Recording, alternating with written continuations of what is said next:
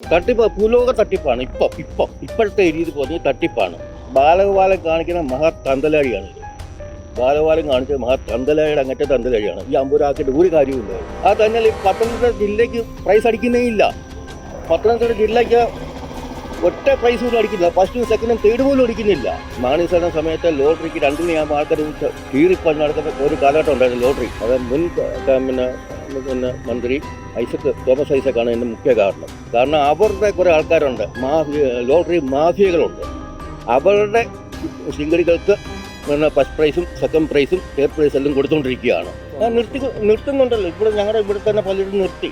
ഞാൻ നിർത്തിയില്ലേ, പിന്നെ പറഞ്ഞ പോലെ വേറെ 2-3 പേര് നിർത്തി. ഒരു സ്നേഹത്തിന്റെ പുറത്തങ്ങ് എടുക്കുന്നുള്ളതേ ഉള്ളൂ. അല്ലാതെ ഇതിനകത്ത് അവർക്ക് കിട്ടുമെന്നോ നമുക്ക് കിട്ടുമെന്നോ ഉദ്ദേശിച്ച് അവരെടുക്കുന്നതല്ല. പക്ഷെ അവർക്ക് കിട്ടണം, അവർക്ക് കിട്ടാതിരിക്കാൻ പറ്റത്തില്ല. ഇങ്ങനെ ആയാൽ നിർത്തേണ്ട അവസ്ഥയാണ്, അല്ലാതെ പറ്റത്തില്ല. നമ്മളെ കൊണ്ട് ഇത് താങ്ങത്തില്ല. ഇത് കമ്പനിക്ക് മാത്രം അടിക്കല്ല, സർക്കാരിന് മാത്രമായി ഇപ്പോൾ അടിച്ചോണ്ടിരിക്കുന്നത്. അടിക്കാന്ന് എന്താണെന്ന് അറിയത്തില്ല. പ്രൈസ് ഇല്ല, കിട്ടിയാൽ 50 രൂപയെ കിട്ടത്തുള്ളൂ.